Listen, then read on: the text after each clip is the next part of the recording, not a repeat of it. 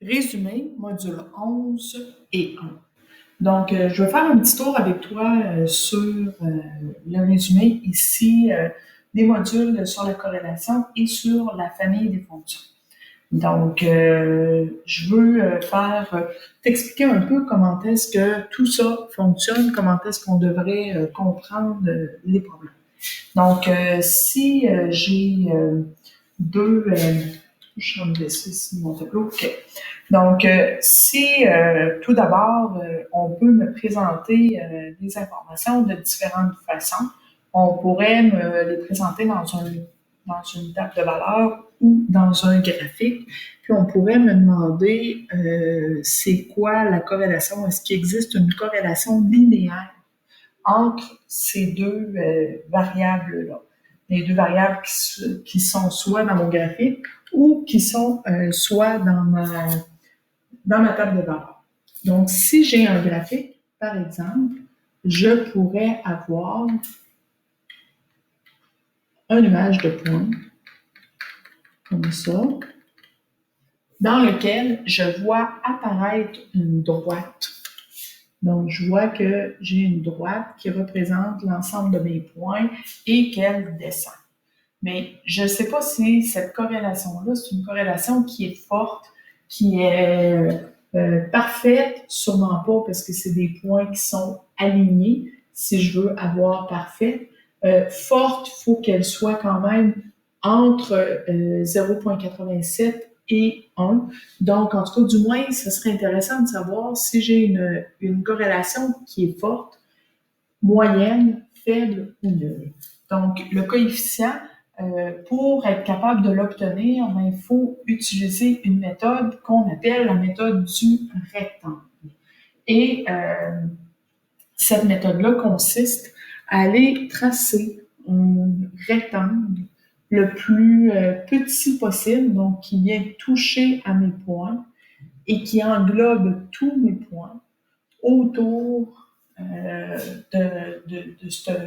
de ces points-là et d'aller calculer, dans le fond, son coefficient de corrélation. Puis le coefficient de corrélation, c'est la mesure de la largeur sur la mesure de la longueur. C'est ça qu'il faut aller faire par la suite pour calculer notre coefficient de corrélation et déterminer si elle est nulle, faible, moyenne, forte ou parfaite. Souvent, ce qu'on souhaite, c'est qu'elle soit forte. Pourquoi on souhaite qu'elle soit forte? Parce que éventuellement, on va vouloir peut-être prédire des informations qui pourraient arriver et si notre corrélation est forte, ça veut dire qu'il existe vraiment un lien entre ces deux variables-là et que ce qu'on va estimer a des chances d'être probable, donc a des chances que ça arrive plus que si la corrélation est faible, où je vois qu'il existe plus ou moins de liens, donc j'ai beau faire des calculs, je ne saurais pas si mes calculs que je fais, ils vont avoir du sens avec la réalité. Donc, c'est un peu tout ça qu'il faut avoir en tête. Donc, lorsque j'ai un graphique, je dois utiliser la méthode du rectangle pour faire mon interprétation. Ça, c'est la première chose. J'aurais quelque chose que j'aurais à ajouter ou à préciser plutôt ici dans mon choix de signes, le plus et le moins. C'est pas un très, très, très grand choix que j'ai à faire, c'est une décision que j'ai à prendre au départ. Et cette décision-là, je prendrai le plus si lorsque je fais un nuage de points, mon rectangle est montant. Et si dans mon nuage de points, je dois faire un rectangle qui descend, alors là, je prendrai le signe moins. Donc, c'est pas plus compliqué que ça pour le plus ou le moins. Puis ensuite, il me reste mon calcul à faire à l'intérieur. Donc, ça, c'est pour le graphique lorsque je veux savoir s'il existe une corrélation. Lorsqu'on me donne un tableau à double entrée, donc vous avez vu dans les notes de cours, on a souvent les deux variables ici, là. On a l'écriture de nos deux variables puis on a des nombres qui représentent la variable y ici en haut et x ici à gauche.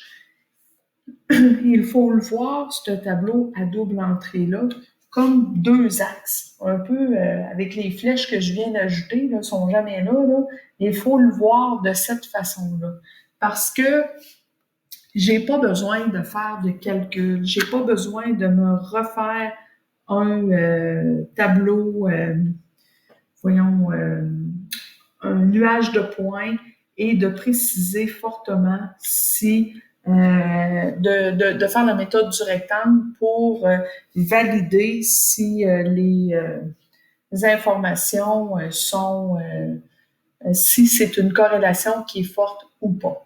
Là, j'ai mis un 2, là, parce que dans le fond, des fois, il y a des 2, des fois, il y a des 1, des fois. Donc, c'est juste pour faire une variété. Là, j'ai pris ça dans ma tête. Là.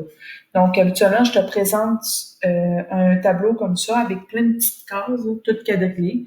Puis, tu vas avoir des 1 ou des 0, des 1, des 2, des 3 ou des 0. En tout cas, des chiffres avec des 0. Moi, ce que je te conseille de faire, c'est d'aller mettre en fluo tout ce qui est différent de 0 pour voir, y a-t-il une tendance? Est-ce que ça s'enligne pour être une droite? Fait que là, ici, on voit qu'il y a une droite.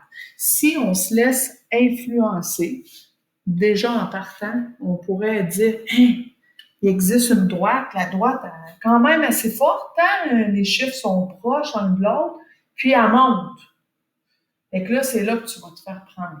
Parce que quand je suis dans un tableau à double entrée, là, tu ne me vois pas, mais dans le fond, il faudrait que tu te penches pour regarder les axes, pour les placer dans le bon sens. Regarde, je vais te le tracer ici à côté. Fait que je vais faire une rotation à mon tableau à double entrée. Je lui fais faire une rotation. Et quand je lui fais faire une rotation, je me retrouve avec une droite qui s'en va comme ça en descendant. Donc, mes Y sont ici, mes X sont ici. Et là, j'ai vraiment le sens de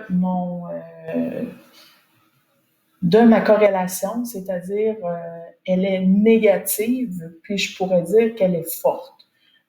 Stresse pas pour savoir si à partir d'un tableau, regarde ce qui est marqué. Quand je suis dans un tableau, c'est une estimation.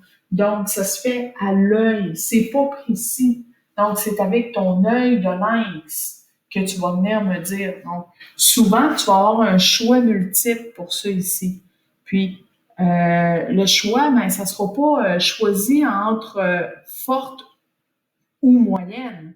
Parce que si je regarde forte, puis je regarde moyenne, c'est quand même assez proche, les coefficients de corrélation. Fait que ça serait un peu difficile pour toi de choisir la bonne mesure, la bonne réponse ici. Donc, dans ce cas-là, si j'ai une question à te poser, puis je te donne des choix de réponse, je vais te donner quelque chose qui est vraiment à l'extrême. Donc, possiblement, je vais te donner est-ce que la corrélation est forte ou faible?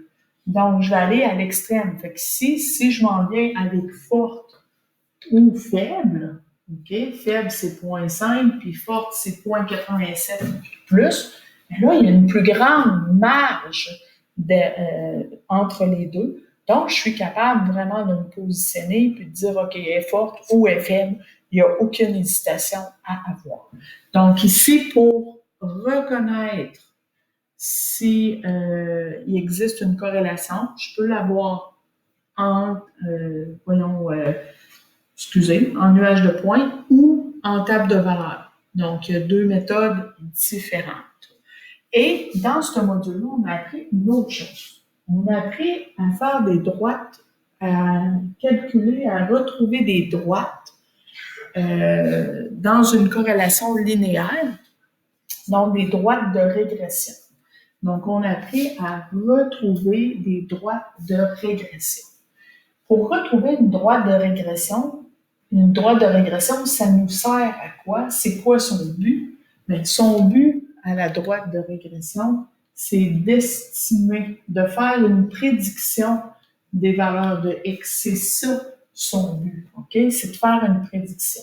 Et si je veux que ma prédiction ait du sens, il faut que je sache si j'ai une corrélation linéaire.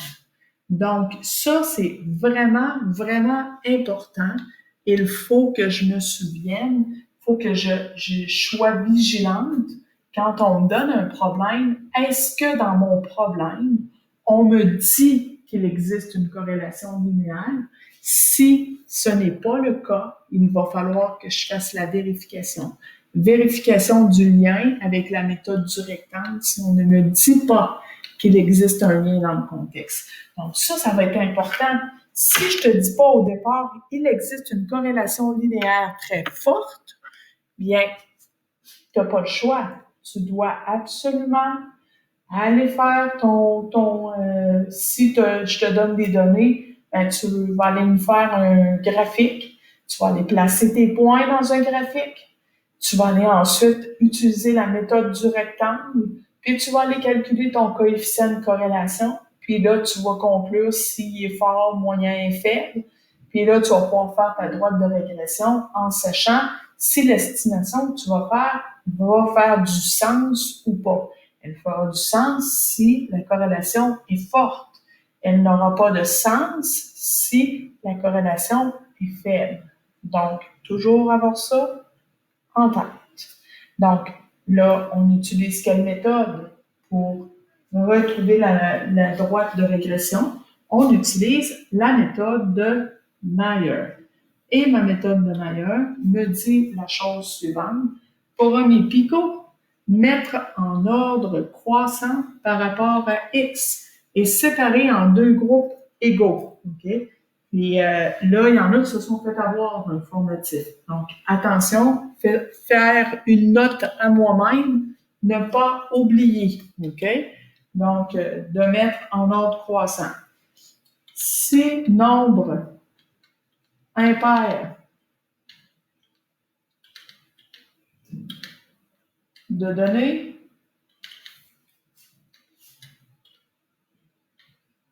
en mettre un de plus dans le premier groupe. OK? Donc, on va se mettre cette note-là. Là. Je ne l'ai pas ajoutée ici dans mon résumé. Ensuite, une fois que j'ai séparé mes groupes, je dois calculer la moyenne des X, la moyenne des Y, puis ensuite, je répète pour le deuxième groupe, puis on obtient un point P1 et P2 avec lequel on s'en vient retrouver notre équation, soit avec l'équation qu'on a apprise dans notre module 9 ou la façon dont on l'a appris en secondaire 3, un des deux est acceptable. Je vais juste t'expliquer un petit peu comment est-ce que ça fonctionne, juste te rappeler, te faire un résumé. Là. Si ça, c'est mon nuage de points, dans le fond, ce sont tous mes points qui sont là. Quand je sépare en deux groupes, ce que je fais, c'est exactement ceci. Donc, j'ai mon premier groupe, puis j'ai mon deuxième groupe ici à droite, quand je les place en ordre croissant. OK? Donc, j'ai mes premiers groupes au départ, deuxième groupe au départ. Quand je fais la moyenne de mon premier groupe ici, là, quand je fais la moyenne ici de mon premier groupe, qu'est-ce que je retrouve? Bien, je retrouve un point, la moyenne des X, la moyenne des Y, ça me donne une coordonnée qui représente le mieux l'ensemble des points qui sont là. Puis, ben, quand j'ai dans mon deuxième groupe, que je fais la moyenne des X et la moyenne des Y, ben, je retrouve aussi un autre point qui représente le mieux l'ensemble des points qui sont dans ce deuxième groupe-là. Donc, ces points-là, on les appelle le point P1 puis P2. Donc, c'est par ces points-là, c'est comme mes représentants dans chacun de mes groupes qui vont venir servir à retrouver l'équation de ma droite. Donc, c'est pour ça que je vais utiliser ces points-là pour retrouver ma pente, retrouver aussi la valeur initiale. Donc, je voulais juste faire un petit éclaircissement de ce côté-là. De l'autre côté, Là, on tombe dans les familles de fonctions, puis on avait commencé avec la degré 2. Donc, la degré 2, c'est une fonction de base qu'on va aborder un petit peu plus après les fêtes. Nous autres, on a une fonction de base ici à apprendre, à explorer. Puis, ce qu'on veut, à toutes les fois quand on veut retrouver l'équation d'une fonction, c'est retrouver les paramètres. Une fois qu'on a retrouvé nos paramètres, ben, ça veut dire qu'on connaît notre équation. Et là, ici, dans cette équation-là, le seul paramètre que j'ai, parce que j'ai x et y qui sont des variables, donc la seule lettre qui me reste, c'est a. Donc, j'en ai juste un paramètre à trouver. Comment je fais pour trouver ce paramètre-là? Bien, le paramètre a, j'ai deux façons. Soit qu'on me donne l'information directement, donc à l'aide d'un point dans un graphique ou dans une table de valeurs. Si je sais dans mon graphique, quand x vaut 1, y vaut combien, bien, ça veut dire que j'ai déjà ma valeur de a. Donc, tant mieux si je te donne, saute dessus, je te dirais que ça n'arrivera pas souvent. OK? Donc, si tu l'as, tu peux l'utiliser tout de suite et dire la valeur de mon a vaut tant puisque x vaut 1 quand y vaut telle valeur. Donc, tu auras le droit d'utiliser ça sans problème. Maintenant, la façon dont tu vas utiliser le plus souvent, ça va être à l'aide d'un point dans un graphique. Okay? Tu vas avoir besoin d'un point dans un graphique ou dans une table de valeurs. Tu vas prendre ce point-là, puis qu'est-ce que tu vas faire avec? Tu vas remplacer ton x et ton y par les valeurs du point, puis tu vas isoler ton a dans ton équation et ça va te permettre de retrouver ton paramètre A. Donc, pas plus compliqué que ça, c'est ce qu'il y a à savoir pour l'équation du deuxième degré. Partie entière, un petit peu plus difficile, nouveau aussi cette année. Donc, la partie entière, il faut être capable de la reconnaître. Donc, quand j'ai des crochets, comme ça ici, c'est une fonction qui est quand même particulière. C'est la seule qui a des crochets comme ça. Donc, quand j'ai des crochets, je sais que j'ai affaire à une partie entière. Si je te présente une table de valeurs, à partir du moment où est-ce que tu vois tes crochets dans une table de valeurs, des intervalles, tu sais que tu es dans une partie entière. Quand tu es dans un texte, OK? Donc, si je suis dans un texte, donc une mise en situation, un contexte, OK? Quand je vois tranche complète ou par tranche complète ou portion de tranche, je dois cliquer. Je suis dans une partie entière encore. Donc, ça, ce sont tous des indices qui me permettent de vérifier où est-ce que j'en suis. Par tranche complète, je pourrais aussi te dire que si je veux me faire une table de valeurs, ça va être toujours comme ça, ou un graphique, ça va toujours être de même. Si je veux une tranche complète ou portion de tranche, ça va être inclus, exclu, puis ensuite, ou encore plein, vide, si on parle d'un graphique. Ce sont des indices là, qu'on finit par retenir au fil du temps. Dans tes notes de cours, il y avait un petit quelque chose, même dans le résumé que je t'ai remis, il est marqué « Je recherche ». Ça ici, j'en parlerai pas nécessairement très longtemps, mais je veux juste te montrer comment l'utiliser.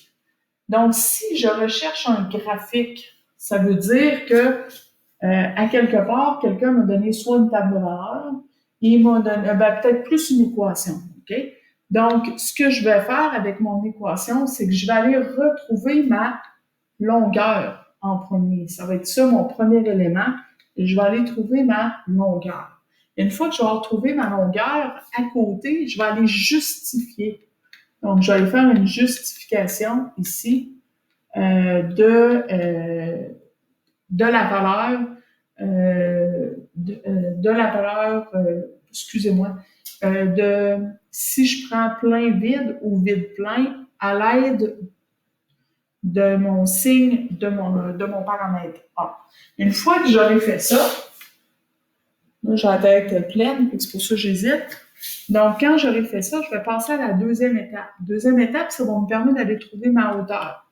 Donc, ma hauteur, elle, je vais la trouver en remplaçant le paramètre A dans mes valeurs absolues de A, parce qu'on se rappelle que les paramètres peuvent être positifs et négatifs, mais les hauteurs et les longueurs, elles, ne sont que positives. Et pour choisir comment est-ce que ça va, si ma fonction est croissante ou pas, je vais aller faire ma justification à l'aide des informations que j'ai ici dans mon tableau. Donc, puis, si je veux faire un graphique, il ne faut pas que j'oublie que mon point 0, 0 va être mon point de départ. Parce que, dans un graphique, parce que c'est un point qui est plein. Donc, c'est le seul point qu'on connaît quand on commence à tracer notre graphique.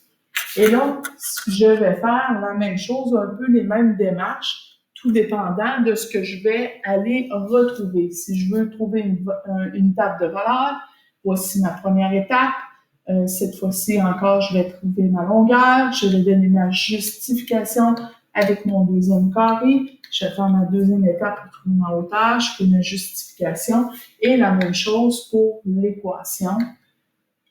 Ça, je t'inviterais, je donne pas plus de détails, je te dirais que je le fais à travers des exemples qui se retrouvent dans la section, OK? Donc, section 1.8 et 1.9, ce sont les sections qui vont t'aider là, à avoir des exemples concrets. Mais en gros, là, si tu suis étape par étape, une case à la fois, tu vas voir que ça va bien aller. Puis ça, habitue-toi, mets ton tableau pas loin pour t'habituer avec lors des exercices. Et dernière page, je vais essayer de diminuer, je pense, pour... Ouais, je vais y aller comme ça. Oh boy. Non, j'aime pas ça. J'ai comme pas de compromis, fait que faut que je travaille avec. Si je veux trouver le type de fonction, c'est que je veux trouver, est-ce que c'est une équation de degré 0, degré 1, degré 2 ou partie entière, OK?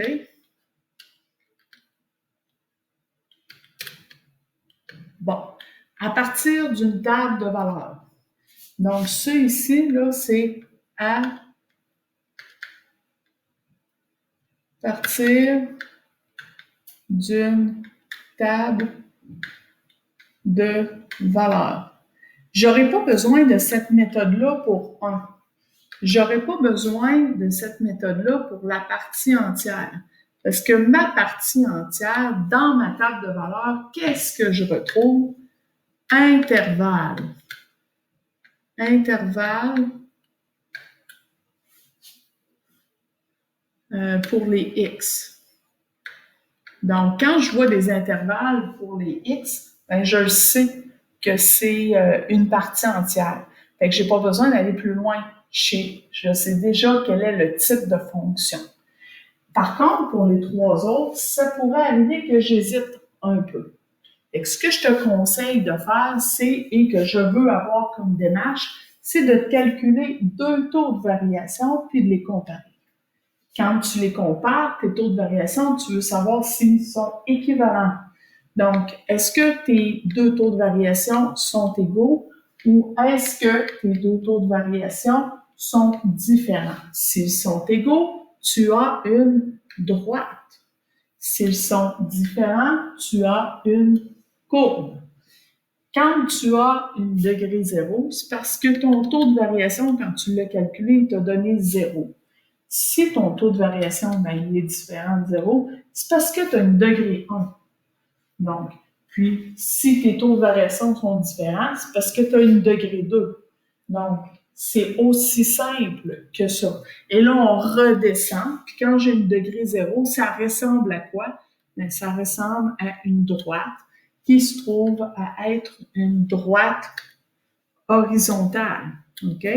Et quand j'ai une fonction directe, c'est une fonction qui passe par 0, 0. Donc, mon B ici se trouve à être égal à 0. OK? Et j'ai seulement un taux de variation. Fait que si j'aurais pu marquer AX plus B, mais mon plus B aurait été plus 0. Alors, c'est pour ça que j'ai rien écrit. J'ai marqué juste AX. Mais si ça te dérange, travaille avec AX plus B. Ça ne me dérange pas. Tu le remplaces par 0, puis à un moment donné, il va s'annuler. Il va s'éliminer de lui-même. Et la dernière, la fonction partielle. Une fonction partielle, là, je les ai faites toutes montantes, mais il aurait pu être descendante aussi. Donc, ce sont des fonctions qui ne passent pas par 0, 0. Donc, d'où le B est différent de 0. Et ici, je vais marquer juste B. Dans le fond, ça, c'est mon B. Donc, c'est la valeur de mon Y quand X vaut 0. Donc, ça, c'est quand mon A est différent de 0. Si les deux A étaient différents, j'avais une degré 2. Et là, quand j'ai une degré 2, j'ai une parabole. Puis quand j'ai une parabole, il faut que je trouve la valeur de mon A. Pour trouver la valeur de mon A, ça me prend un cours. Je ne reprendrai pas toute la démarche. J'ai fait quelques pages dans l'outil 4, où est-ce qu'il est marqué outil 4. Je vous ai montré la démarche. Donc, on remplace le X, Y, puis on isole le A. Donc, voilà, ça fait le tour un petit peu de notre résumé. J'espère que ça vous aide, puis j'espère que vous allez l'utiliser pour vous approprier la matière le plus rapidement possible.